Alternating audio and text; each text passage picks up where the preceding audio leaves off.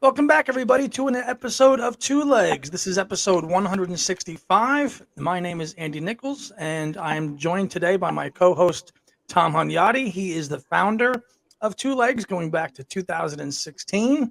And on the show today, we have a returning guest, and that is Mr. Adrian Allan, and he is the writer of three books on Paul McCartney's solo career. His most recent one, which was just published, was the World Tour, covering 1989 and 1990, and it's just been released recently. Adrian's two other books was Paul McCartney Wings Live in the 70s, and his first one on Paul was A Musical Appreciation, Paul McCartney After the Beatles. And we're happy to have him back on again. Thank you for joining us today, Adrian. Nice to see you again. I remember there's a second volume to that Musical Appreciation as well. So there's actually, this is the fourth book. Technically, this is the fourth book, yeah.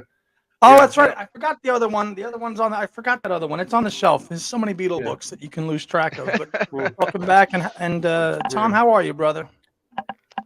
I'm doing good, thank you. I'm doing well, and I'm actually, super excited to talk about this book. And anytime we get a new book about McCartney, I think that's a great thing. And that's just there's really no news to talk about, so let's just dive in with Adrian. And the first thing I want to ask is, why continue writing about Paul? I mean, what is it about this live stuff that you just want to continue to write about? It's been a lifelong fascination of mine since the mid to late 1980s, when I first started getting into Paul McCartney's music. So it was always a hobby and a passion anyway. Mm-hmm.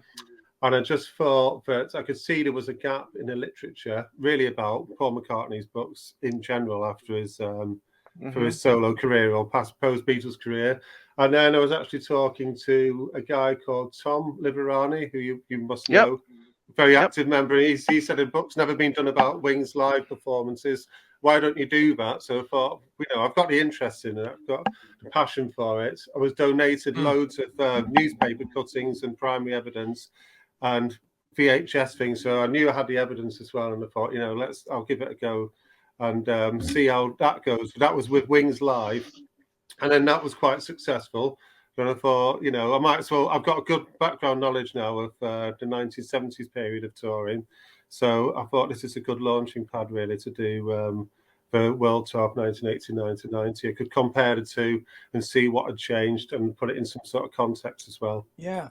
And I must say, I've only just received the book yesterday, so I just about 30 or 40 pages into it. But I must say, you do such a great job in the book of setting the stage about how Paul returned to touring, and kind of giving an overview of his 1980s things he went through, covering every aspect of kind of what he was up to, and kind of dispelling the myth that he actually wasn't really active in the 80s, because you cited all the appearances and the promotional appearances that he'd done, and of course the Royal Variety Show and all the things that he had done. So kind of dispelling this myth that Paul was not visible at all in the 80s. You do a great job in the opening of kind of dispelling all that. Yeah, thank you. And I mean, he did do a few live performances in the 80s. Of course, the most famous of which was Live Aid, and which I'd never thought about before. But Live Aid was the first time he'd ever performed solo with a piano before. That was the first time he'd ever actually done that in front of how many billion people, not just million people worldwide. So that was an amazing thing to do. And then he also did Princess Trust concerts. And then he did little bits and pieces of things, like he did do a fantastic live performance of Only Love Remains for the Tube TV program. And I followed that up because there's a really big Beatles connection between the northeast of England and the Beatles in general, with this TV program called The Tube. So I got an interview with Malcolm Gerry, which is at the end of the book, who was the executive producer of The Tube. So I could talk to him about Paul McCartney's appearances live in the 80s, because in a period, I don't know if you know, but it's sort of fallen out of favour with Top of the Pops, because we had a few run-ins with BBC producers on Top of the Pops. So you could see he began to like the format of the Tube a lot more. So we do see some little live spots on the Tube as well in the 80s. So I thought it's worth mentioning those. Yeah, it's funny you mentioned that, because you talk about how he was so furious at the lack of performance of Say. He was furious I guess at the was it the BBC or the top of that what it had done, and they weren't going to show it. You had talked about that in the book briefly, didn't you? I did, yeah. And if you've ever seen a clip, he performs on a TV program. It's like a big Saturday night program at like tea time, we say in Britain, called Late Late Breakfast Show with Noel Edmonds. And you can see it's the most awkward interview ever. And Noel Edmonds even says, "I can tell this is going to be awkward." And he's there with Linda McCartney, and he's giving like one-word answers, and you can tell he just doesn't want to be there. And the fact is that Say was going down the charts. Top of the Pops wouldn't show it again, so he decided to go on this live TV program on Saturday night. It's a bit of a trashy sort of program in a way. He probably thought it was a bit below him to do it, just to give him the opportunity to show the video again and to get it up the charts again. And then it got to number 2, didn't it? But I think he'd fallen out a little bit. I think he'd fallen out a little bit with the BBC, and in a way, he was proved correct because. In the 80s, as we found out, this is something I mentioned in the interview with Malcolm, that there were a lot of dodgy things going on at the BBC, cover-ups, including, Jimmy Savile and all that. So, and ultimately, Paul was on the right side of history and moving his allegiances a little bit to Channel 4. Again. Yeah. Anyways, but yeah, I mean, it was the closest he had ever gotten to getting 2 number ones on one album. Wasn't it? Because Pipes of Peace is number 1, and then Say is is only number 1 in the UK, as we know. Yeah. As a solo artist. Yeah, it was a massive hit over here, and then we got No More Lonely Nights, and he got to number 2. That was a big hit as well. But also, I know people hate Ebony and Ivory now, but that was a massive. I remember that being a massive hit as well. It was that 1982. That was a massive hit. So he was still quite prominent in the early 80s with these. And he was very visible. I mean, there's a great interview that he did with Wogan, I think around 1984. That's on YouTube. I mean, he was really, all over the place. And you make a great point in the opening. You kind of just talked about how Paul and John basically reversed each other's directions, whereas in the 70s, John kind of went into the studio and kind of just stayed there. Paul went on the road, and you talk about how they flipped. Paul in the 80s kind of did what John did in the 70s, kind of just isolating himself and working on his own studio stuff, and that was a really cool. I tell you, I never really thought of it that way, because that's basically what they did. They just kind of reversed it. Whereas in the 70s, Paul gets Wings going out, and they get in early, and they start touring, and John buried himself in the studio. Coming in the 1980s, Paul is kind of secluding himself in studios and staying inside and producing albums and so forth. So that was a great point that I never really thought of until I read it in your book. Yeah, and I think he was interested in some of the new technology as well that was coming on board as well. All this, it's like the digital revolution at the beginning of the 80s, the new recording studio in Montserrat, which had been a great experience that George Martin had. And then, which obviously encouraged him to build his own recording studio, in East Sussex as well for Mill, so he really got into his studio stuff, but it was an inner drive in him, I think, all the way along. He's a performer. In a way, John Lennon, I don't think is quite as natural as a performer. There's anecdotes of John Lennon. He was physically sick before he performed with Elton John once, I believe, before he went to Madison Square Garden. And some of these, you could tell some of these early concerts he did with Plastic Ono Band are a bit last minute sort of rehearsed things, weren't they? They're not. I think John Lennon did say on record that he always preferred the records to the performance. He was always really a record. He always loved recordings. I think I once read a quote about him. But Paul McCartney is such a natural performer. It was never going to be. It was never going to take that long before he was back on the road again. Yeah, it's fascinating too that he's getting so much more success in the UK during the 80s as well now, instead of like in the 70s he was getting more success in the US. I mean, he was getting number 1 after number 1 here, but then in the UK, then now, because he's We All Stand Together was also very successful. Once Upon a Long Ago was also pretty successful. So but these aren't songs that you go out and tour with, though. You know what I mean? So I can kind of understand, why not tour, but you also, one of the things I like the chapter, why did McCartney stop touring in the 80s? You do that whole, history, what he was doing, like Andy was saying. So did you come to a conclusion on that? Why you thought he stopped touring there in the 80s? It's about 5 different reasons. And one of the reasons is, as Lawrence Druber says, is that a lot of the songs he was writing at the time weren't really suited towards a band.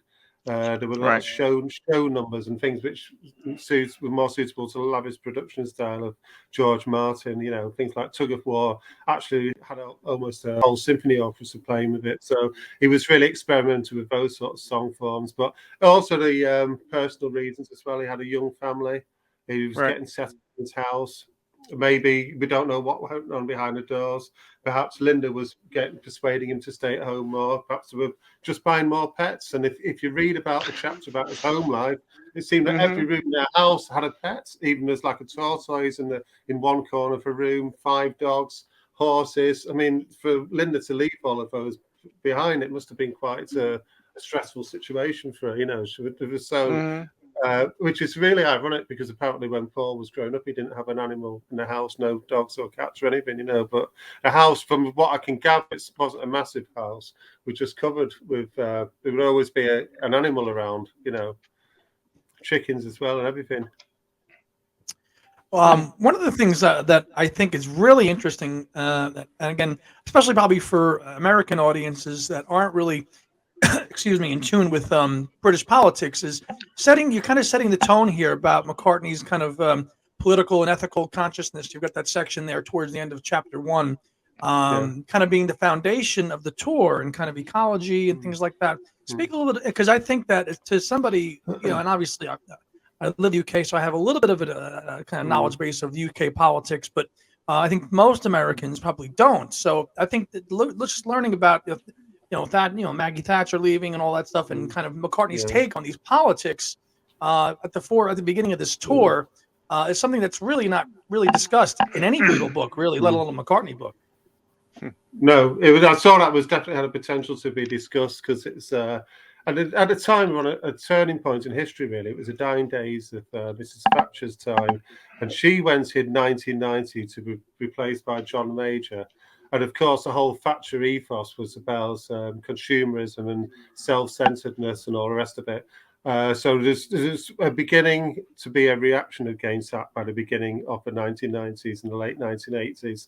People were beginning to look towards other more socialist credentials, or something that was a little less selfish in a way of thinking. And he definitely picked up on that vibe.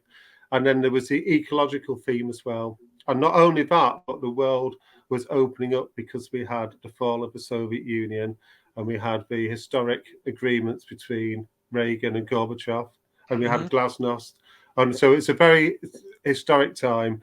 And a lot of the Russian dissidents, one of their ways of expressing discontent against the Soviet regime was to say that they had problems with the ecological credentials of the Soviet government. So they were starting to express these viewpoints that we need to do something to change the environment because there's something wrong. And at around the same time, a hole in the ozone layer was discovered. So that's something. And just the whole idea of CFCs, remember those fluorocarbon sprays, which could damage the ozone layer. All this was coming to the fore at the time. So there was, and the Green Party got a massive share in the European elections. Now, it's pretty inevitable. Paul McCartney, being such a family-oriented and animal-oriented person, would pick up on all of this, and he really took it to heart.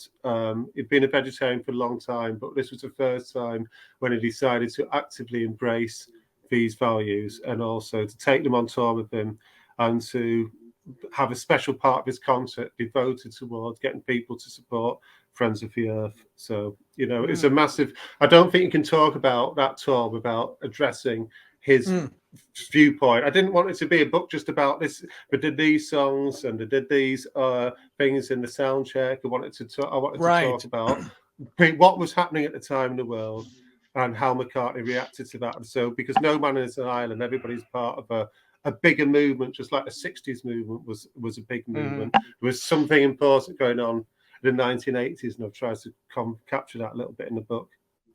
Yeah, he was becoming what... Go ahead, Tom. Go ahead.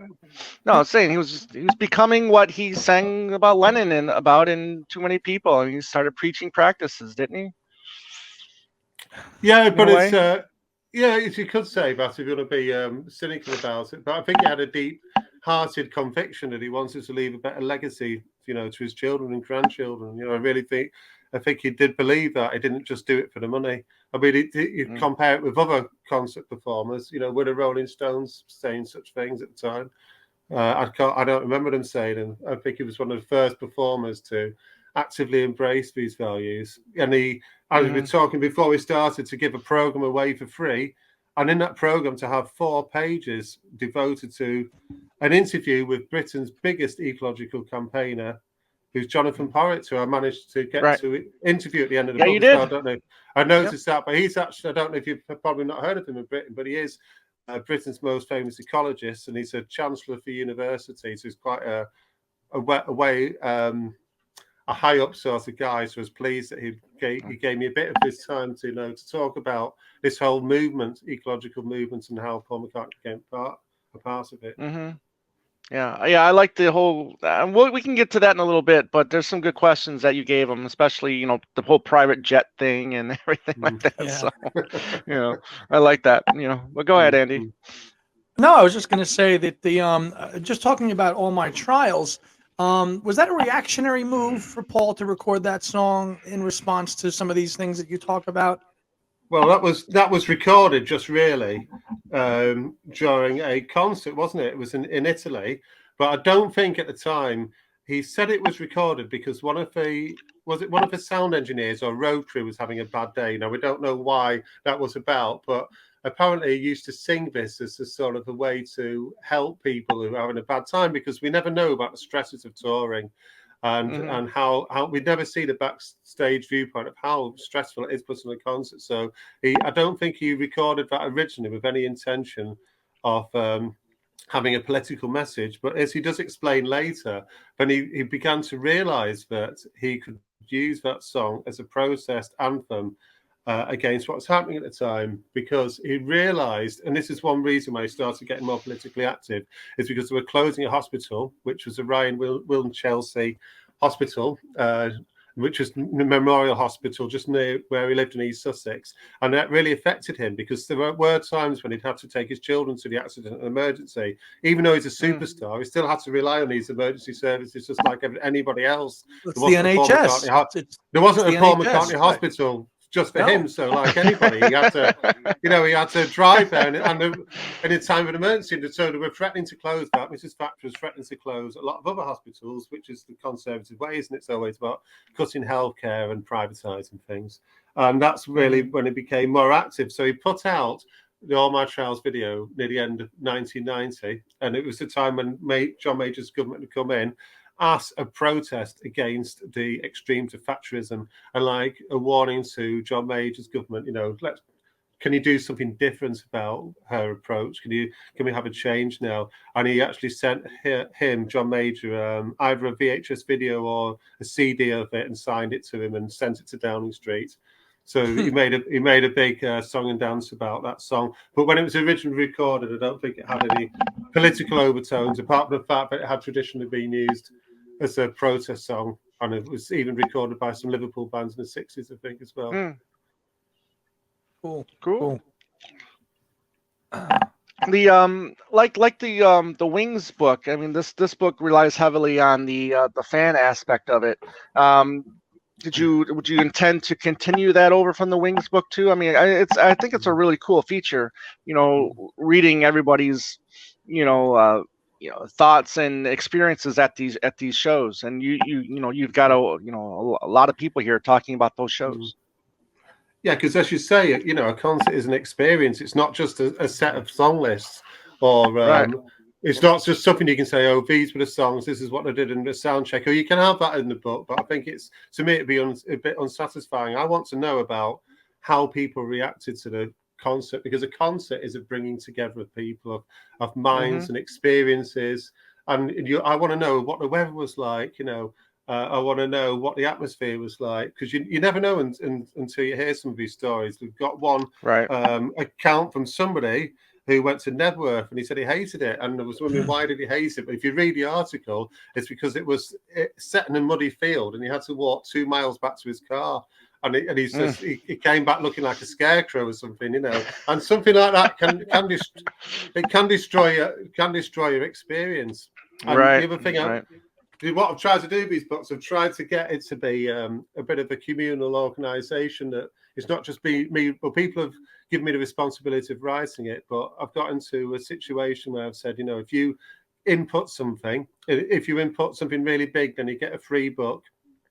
If you give me an article, then you can have a book at cost price or heavily reduced. So I think people now trust me that I'm a man of my words, and if people do contribute something towards it, they'll get something back. I'm not going to charge them the full price for the book, and people have been generally enthusiastic to see, because some people have never seen the words in print before in a magazine or anything. So people have been, really, really excited to get these books. And I can see it working both ways. I'm really grateful for their input, but people are really pleased to input something. So if it makes them happy, and it makes me happy, and it makes the reader happy, then who can complain about that? It's great to have that and to find out what the whole concert experience was about, because it's not just, as I keep saying, not just a set of songs. It is an experience based on the weather, the stadium, the atmosphere. If it's indoor versus outdoor. I mean, take the King's Dock performance in Liverpool. I mean, that's just, you look at that, you see the video with the Mersey in the background. I mean, that you can't, that's, especially an outdoor venue, you just can't reproduce that anywhere. It's a one unique experience for every fan concert that goer. So when you these people their take on it from wherever they might have seen a show or a rehearsal, it's one unique experience for that fan, and you bring it and deliver it so well in the book. It's great. I mean, just going to say, I used to actually subscribe to a fanzine in 1985 called Day Tripper in Manchester, when I was just a 14-year-old boy or something. And then I got an order for one of the Wings Live book about a year ago from the guy who used to edit that. And I recognised his name straight away and said, "Did you used to send me edit this fanzine in the 1980s? So I got to make contact with him. He said, "God, it's been 30 years since I've last seen him." It has been 30 odd years. So I met him again at the Beatles convention in Liverpool this year, which is very much scaled down affair because it's all this COVID stuff. So I said to him, will you write an article about going to see Paul in Liverpool? And I was very pleased to meet him again. And his name's Kevin Waring, and he gave me a great article about going to see Paul McCartney at King's Dock. And it's great to make contact again, because it is a community of people. There's this whole Beatles thing, isn't it? You meet people you've not seen for a long time and get brought together by the internet. I couldn't have written this book without the internet, Very true. Talk about your what do you remember of the tour starting back in '89? I mean, were you excited about it? Did you get to go? I mean, what are your memories of that period? At the time, what it was is I started, I was a Beatles fan from the age of about 14 to 20. And I started getting heavy into classical guitar, taking that really seriously and practicing a lot. And I actually thought, because people were saying, you're going to grow out of Beatles and just get into classical music. So I was studying that a lot.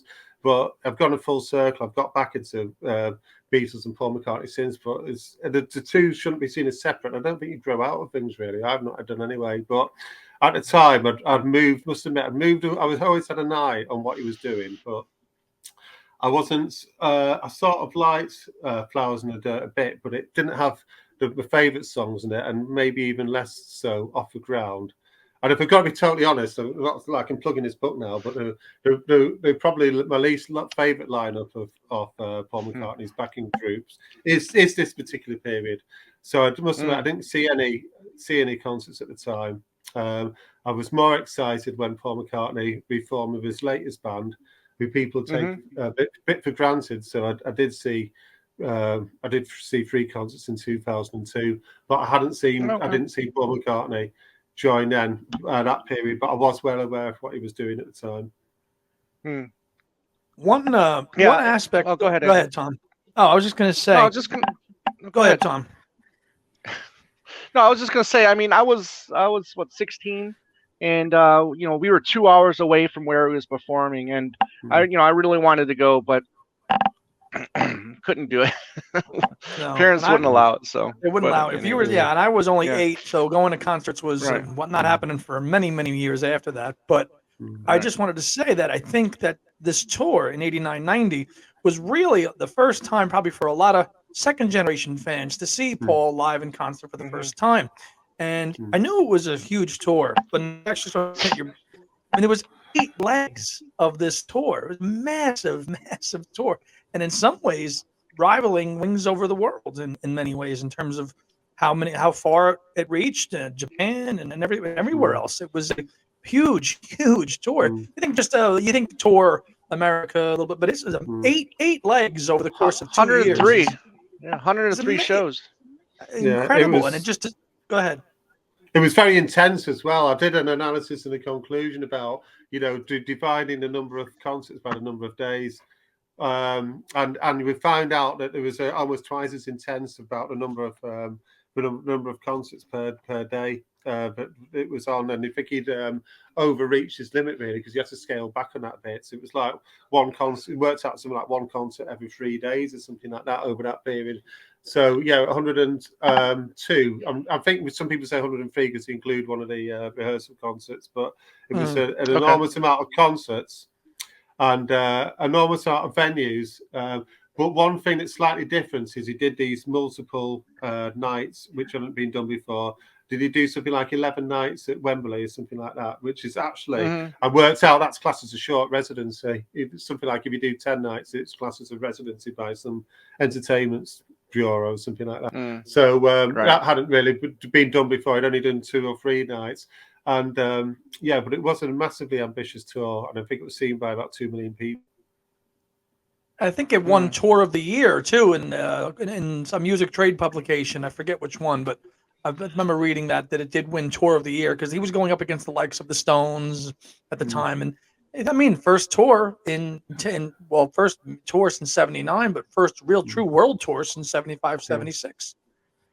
Yeah. Yeah, it was massive. Yeah, absolutely massive. Go ahead, Tom. Sorry. I was just going to say. No, sorry. One of the aspects of all your books, but especially this one, because of how big the tour is you do such a great job of laying out the geography of all the places and the maps, especially in Europe and Japan, to see, okay, well, you played Japan, but where? And you include maps and geography, and that's just such a great aspect of the book to actually see where Paul was playing on given dates. And that's just a nice addition to the books, which is a nice touch of all your books, really, but this one especially. Yeah, I'm just a geek like that because the thing is that I teach people online and the parents sometimes say, it's often catch-up lessons. They'll say, can you teach me some geography? And I have done geography, but I'm just genuinely interested to know where these places are in the world. I always want to improve my geography, whereabouts. I was looking at where Paul's playing next Thursday and see, whereabouts in Washington he was playing, and he's going to be playing next week. If there's somewhere in the world I don't know where it is, I'll try and find it out. So I always think, what would I like to read in the book? Because I'm a fan as well. If I was reading the book, I'd like to have a map to see where these places are, because just might learn where somebody is. Because nobody knows where everything is, do they? Right. Oh. Yeah. As someone who's also married and has a full-time job, talk about, taking on these adventures that we, with these books a little bit, because it does take time away from your family, your wife. I don't know if it takes time away from your job or not, but take a little time and talk about the effort it takes to put these together, especially when you're self-publishing as well. Yeah, I do everything myself. I'm just a bit of a geek, really. I don't watch the TV at all. People know me for that. What happened since that whole COVID thing? I tested positive, so I was told to go upstairs to my bedroom, which benefited me in a way because I made my bedroom a base now, so I'm not distracted by the TV. So I'm sitting in the living room now. But what the whole process started off, this guy I know local, Roy Matthews, you've probably seen some of the forums. He gave me carrier bags full of newspaper clippings. So I started going through all of those and putting them in the relevant files. And I had one for his tours, one for his family life, and one for his political views. So I sorted those out. It has to be of the right period.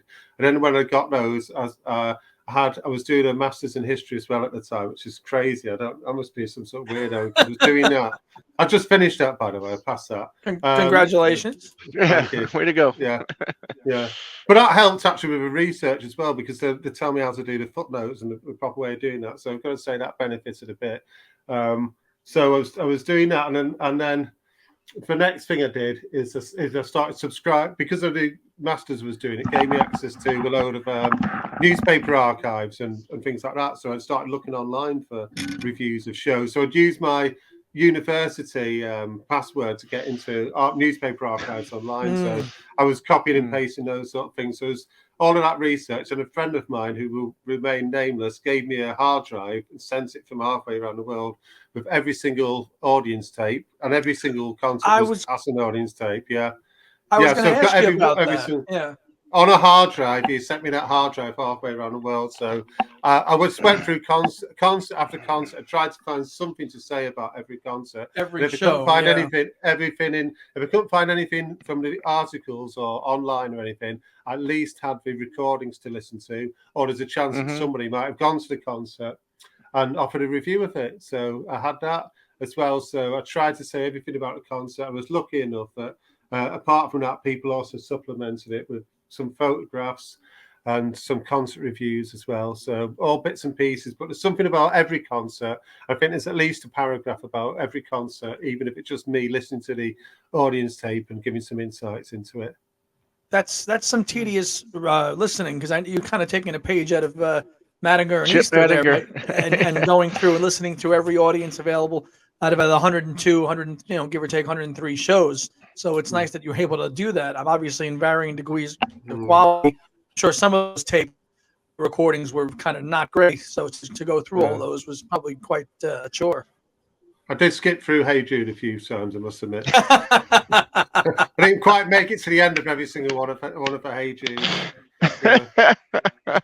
Because, and you listen to this, so it must have been the same banter in between every single song, pretty much, I would think, right? Jokes. Every time. Well, I would imagine.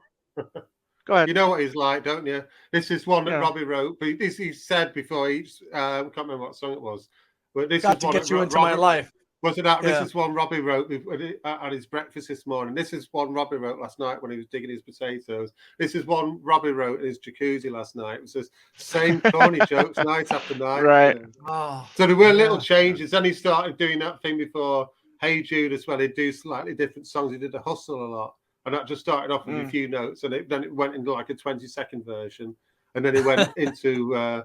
and then he went into a Tracy Fields song. I don't think a lot of people have even heard of Tracy Fields. Anybody even in America heard of Tracy Fields and George Formby? I don't know if you have, but she was George Formby, I have. Yeah, well, Tracy Fields was of the same era. So she wrote a song. She sang a famous song called Sally, and it was like a hit in the 1930s. I don't think he performed that in America. I'm not sure, but he started doing that in a few gigs. I think he might have done it a couple of times in America, but yeah. Because he likes his old musical numbers, doesn't he? So he did those. He did that a few times as well. So Tracy Fields, for those who don't know, contemporary of George Formby, and she was a Lancashire lass from a town called Rochdale, and he was from Wigan. Right. I would imagine the bigger pops from the audiences were during the Beatle cuts. What do you remember from hearing the songs from Flowers in the Dirt? Do you remember hearing, a big reaction to those songs while listening to all of those shows?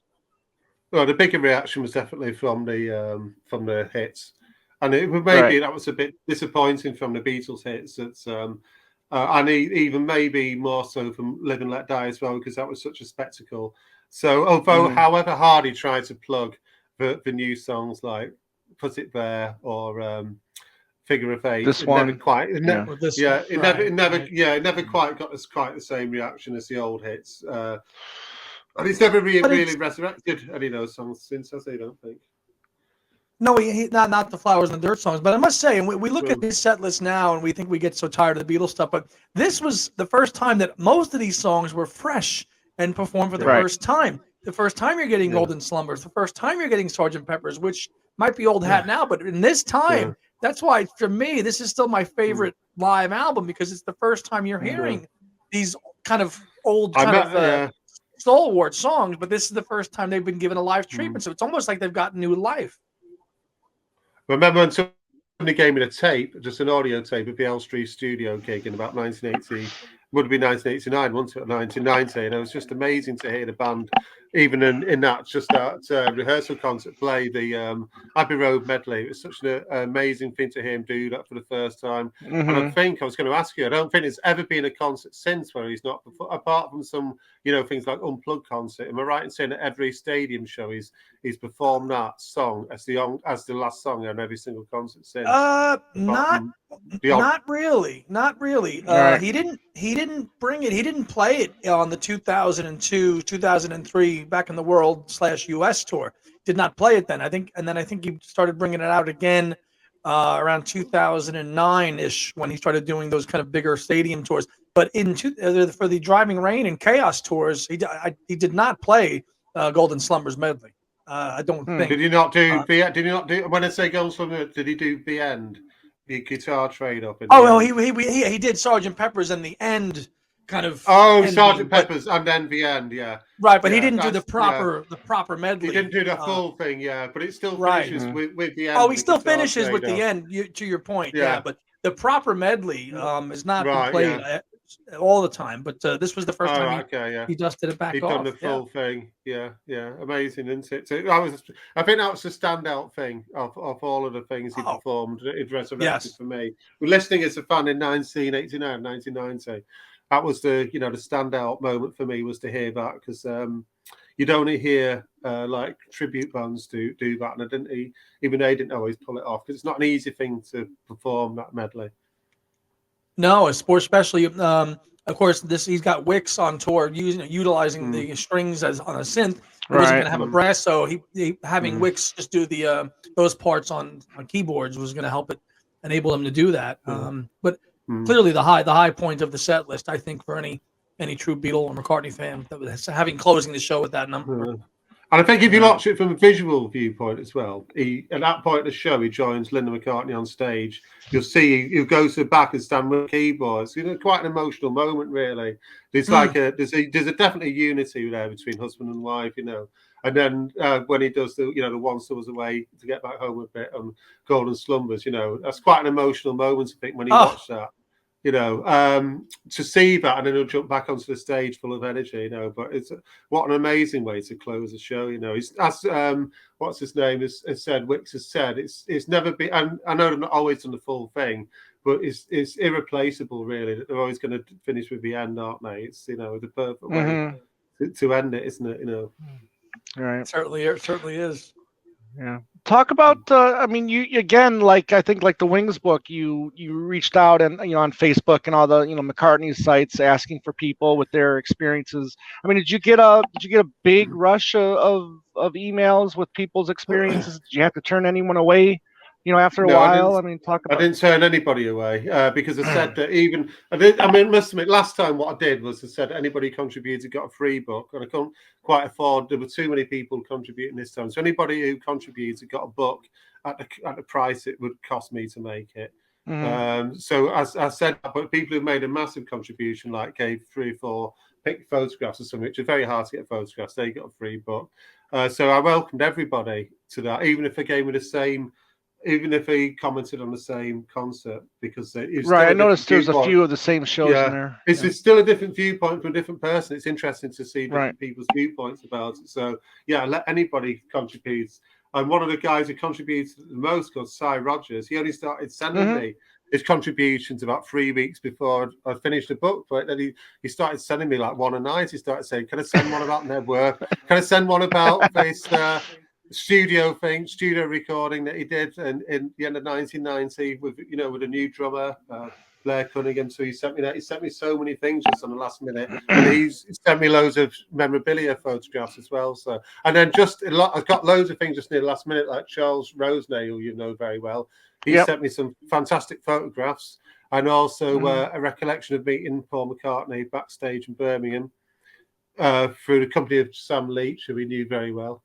Oh, sure. So, Sam, the promoter. Yeah. Yeah. So Sam Leach got him to meet Paul McCartney, the whole story of that is retold. in a section about the Birmingham concert in the beginning of 1990s. So I didn't turn anybody away, and he got loads of contributions. I just think the more the merrier. It's other people's viewpoint. Just from a simple publicity point, I think that if people are in a book and they might not have been in print before, they're going to show their friends, tell people about it, they're going to share it on the internet. So it's all good news, isn't it? It gets the word of mouth around a bit more,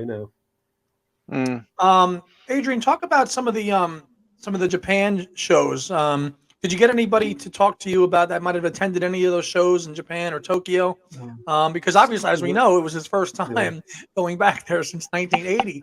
So it's very interesting, choice. I did notice there's like a Japanese-oriented Paul McCartney fan page. I think I might have put a request on there, but I don't think I got any responses from it. So you just had to rely on me to comment on that. But there was quite a lot to comment about for that particular series of shows, because he did P.S. I Love You, which P.S. Love Me Do, I mean. P.S. Let Me Do. Which a lot of people absolutely hate with a vengeance. And then he also did Let Him In. Let Him In. Dropping. Yeah, so he started performing that then as well.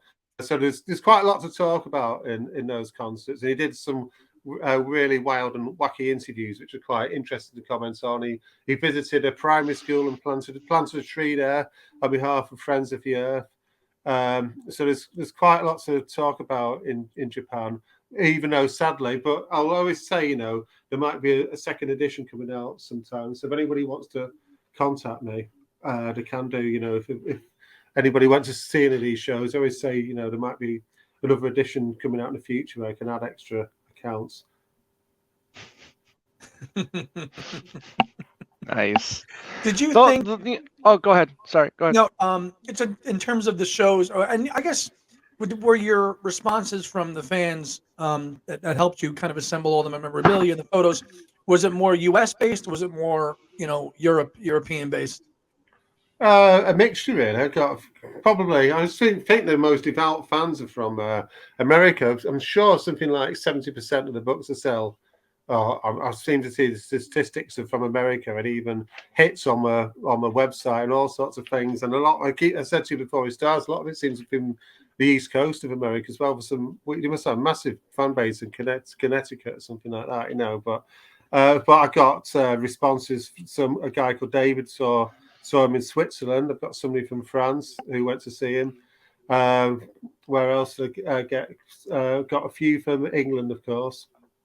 But I think quite a few were from America, yeah. And it was interesting. Some of the more interesting reviews were maybe from where would we say, Atlanta. I got a really good review from Debbie Broadwell, who talks about a show he did in Atlanta, which had a totally different atmosphere as well, because as Paul McCartney said, some of the shows he did at the bigger places like New York and LA, he found it harder to work the audience. He almost felt like they were being a bit more critical, or they maybe took big celebrities for granted a bit more. But to visit Atlanta maybe was more of a big thing, because that's the impression I got anyway from that leg of the tour, when he did some of the not smaller venues, but not the absolutely massive venues like Madison Square Garden or the LA Forum. Paul McCartney said he got some of the best crowd feedback. I haven't gone through all of the book yet, unfortunately, but one thing I haven't noticed yet, I mean, did you talk about the Tripping the Life Fantastic album at all, or was it not something you wanted to? That's near the end. I mean, I don't talk about okay. I got it now. I found it. Yeah. So talk about how that was. So we know that somebody recorded. Was it Pete Henderson? Was sent. Somebody recorded every single. But every concert, just about every concert, I think most of them were recorded. Then they were sent back on like a weekly or 2 weekly basis, because they're obviously sent back physically, because we couldn't stream things by then those days, could we all? So I think it's Pete Henderson who went through them all and got the best versions of them, supposedly.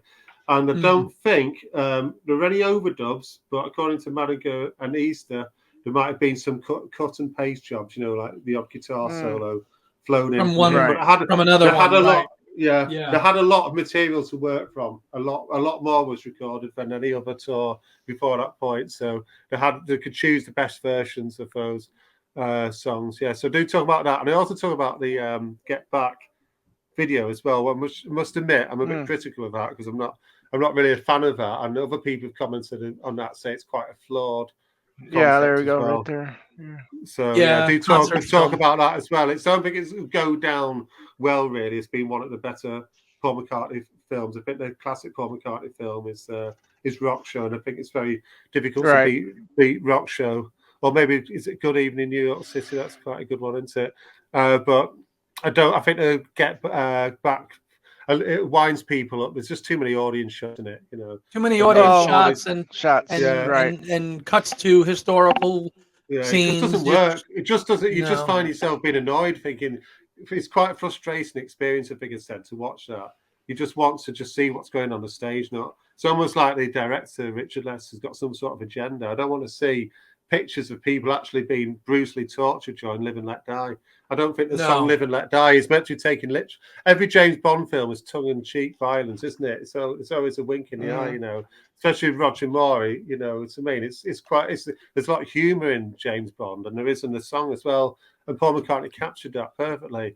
And to put brutal scenes of oppression on the video of the Get Back, I just think it's just not nice to watch, No, it just doesn't work, and I think it's missing the whole spirit of the whole thing, Right. Yeah, did you try to reach out to some of the band members? Because I have too. I mean, some of them don't want to really necessarily talk about that period. I mean, we don't know. They might have signed non-disclosure agreements. I mean, I must admit, of all these situations, I'm not going to mention who. It would be nice if somebody said, "I'm sorry, I don't want to talk about it," or "It's too long ago," rather than just ignore. I just don't like being ignored. You know what I mean? So I've from now on, if I'm going to reach out to somebody, I'd rather do it through somebody who knows them, rather than reach out. And I don't really like being ignored. It's just like nobody likes being ignored. It's just it's human nature, isn't it? I like to get a response because I'll always respond to somebody who sent me an email, even if it's like, I'm sorry, I'd rather not bother, But so I did reach out to one who will remain nameless. I didn't get back in touch, but I thought that was a bit harsh. But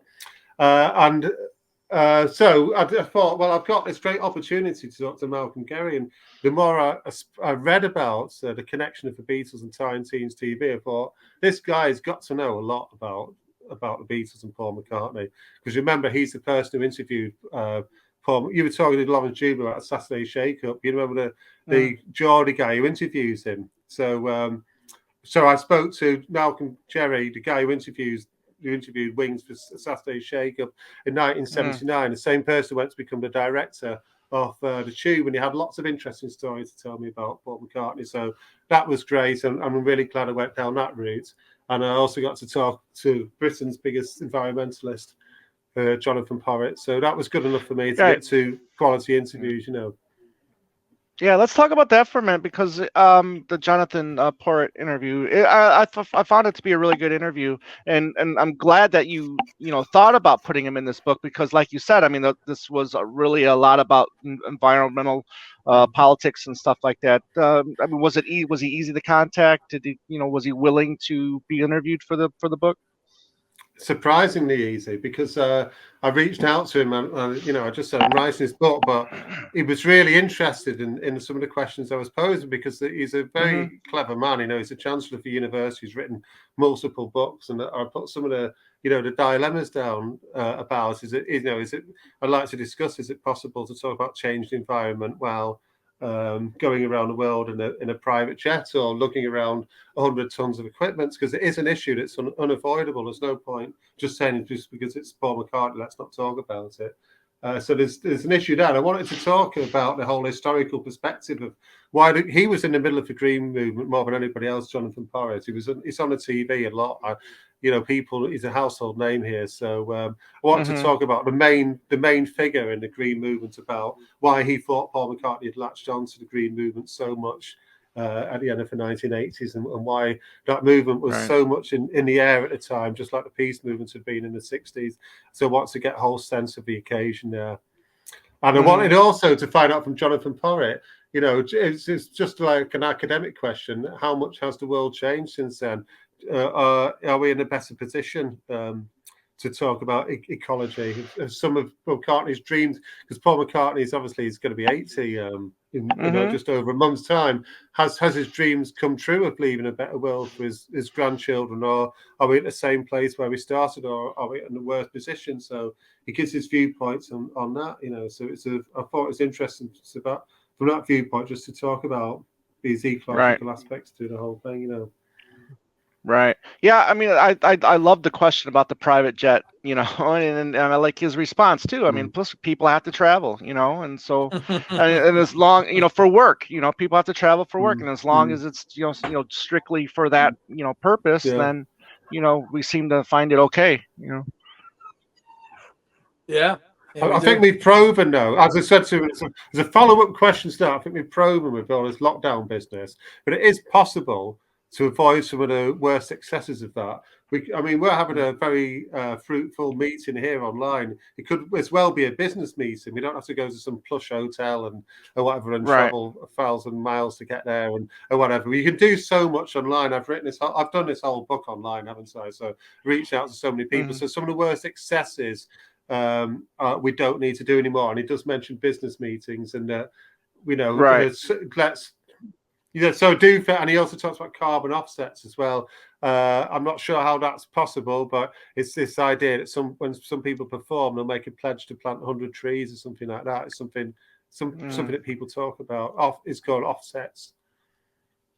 One of the cool things you reproduced in the book just before the start of chapter 2 is the message that he writes to the crew, and I know Tom could appreciate this because of what he does.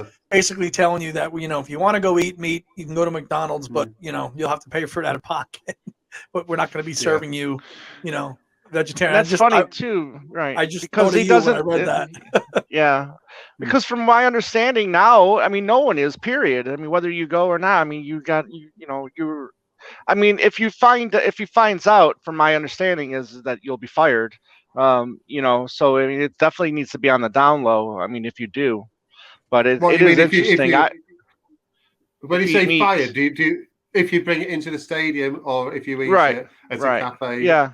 Or do you mean I think surely he's not going to fire somebody if they go off site. It's like me, because I work in a school. It's not like me going off site and going on Facebook on a phone. But if I sat in a classroom on Facebook on my phone, it's like a bit of a disciplinary matter, Yeah.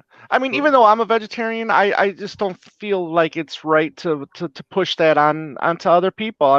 You can have two separate rooms. You can have a room for just, vegetarians to eat, and you can have another separate room for, people who, are meat eaters to meet. I understand what he's trying to do, but when you're Paul McCartney, you can do whatever you want. Yeah, apparently.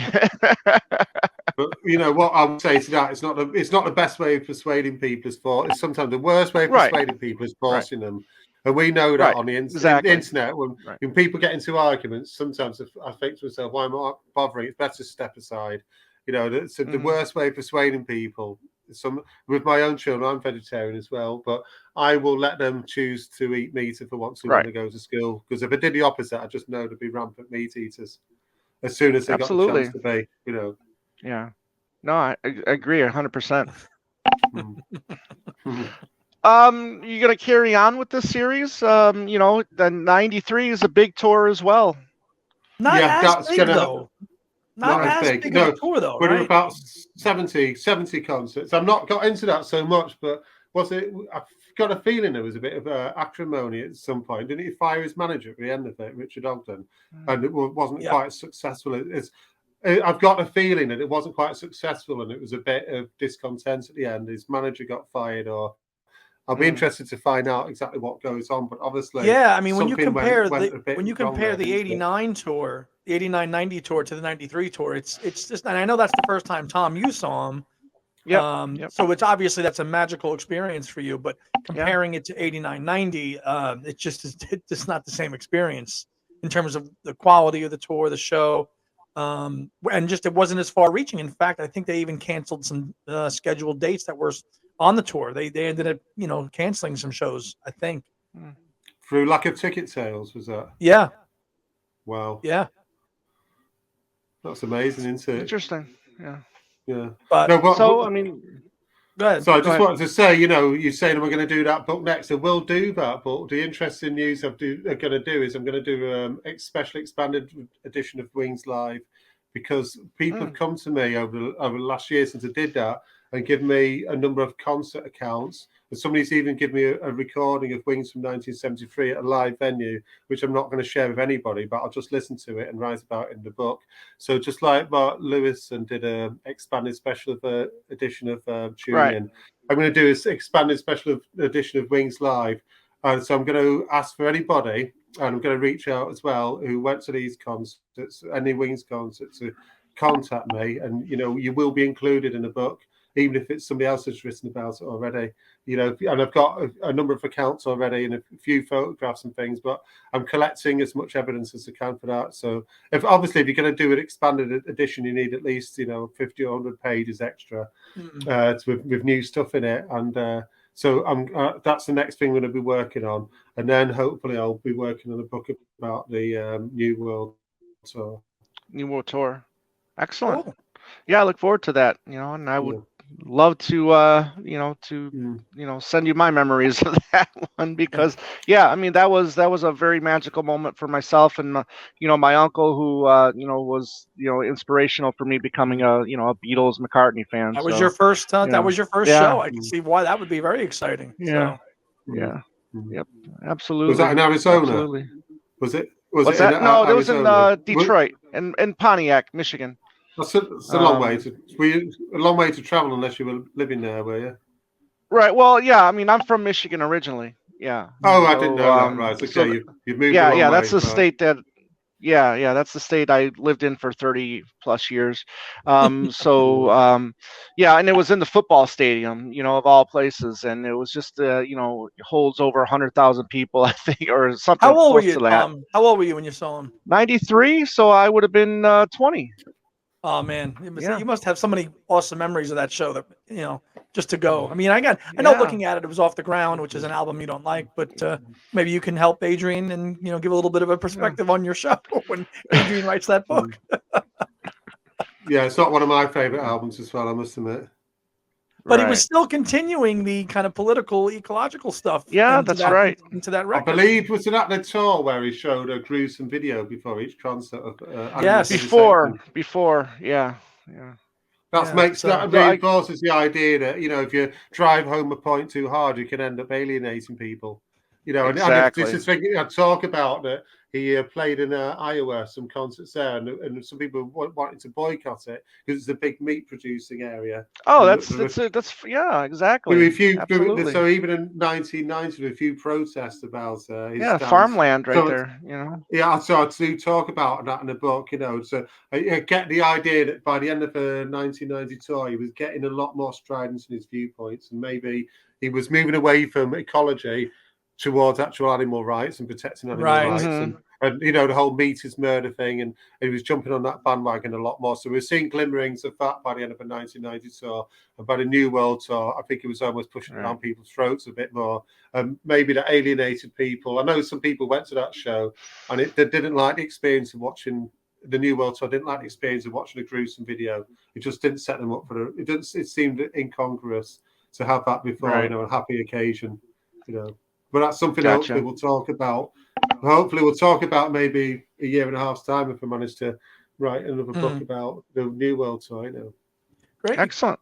So let's talk about how people can get the where can people find their book and your website, and where can they get all your information, Adrian? So I've got a website called Paul McCartney AfterTheBeatles.com. You can only buy get the hardback off it there. Some people like the hardback. It's the same thing. There's just a couple of different pictures. And if some people have asked me to sign it as well, which I'm quite flattered by. I'm just an ordinary guy, really. But what I do with that is, if people want me to sign it for just an extra £2, I'll put like a signed plate, like a sticker in the post, and I'll sign it for them. But you can also buy the paperback like you've done from Amazon. So you can get it from Amazon as well. Mm-hmm. Yeah. Great. Yeah. Excellent. Tom, what's new in your corner of the world? Well, I was fortunate to do a little guest spot on the Canadian Stud Muffin. He invited me on for a little 2-hour chat on his live stream on his YouTube channel last week. So that was a lot of fun being included in that, and I got to promote the Two Leg Show quite a bit, and wouldn't be surprised. Don't be surprised if you see the Canadian Stud Muffin on a future episode of Two Legs in the near future. So be on the lookout for that. And then obviously Talk More Talk. We did our the 40th anniversary to Tug of War as well. With Chip Manninger and Mark Easter, as we all know, the writers of the Eight Arms to Hold You book. We're recording this right now before we even know what our next topic is for our next show. So be on the lookout for that. But Talk More Talk, a Solo Beatles video cast on our YouTube channel. So check that out as well. So, and Andy, you should be having a next episode installment soon of your Music Vault YouTube channel, right? Andy's Music Vault will have its second installment probably up this week, and that'll be my second video, and that'll be on Bob Dylan, and that's kind of anybody that'll be on. But it's going to be a two-parter. It's going to feature our friend Dylan Seavey on part 2 of that. So look, because I think Dylan's got such a crazy, exhaustive career, it needs at least 2 episodes to cover. You're right. And Dylan Seavey is the Dylan savant, so it'll be great to have him on. So that's been a side project that has been nice to kind of channel my other interests musically. So cool. Yeah, that's what's going on with me. So the book is the Paul McCartney, The World Tour, 1989-90. You can get it on Adrian's website, which he mentioned, and he's got 4 now. It's books, not 3. Paul McCartney After the Beatles, which is volume 1 and 2. Wings Live, which is probably my favorite right now, just because it's Wings, and I love this one. This is just a great book, but the new one's great. And Adrian, Tom, and I wish you much success with the 89-90 book. Thank you. Yep. So for Adrian and for Tom, this is Andy. So everybody, have a good night tonight. We'll see you next time.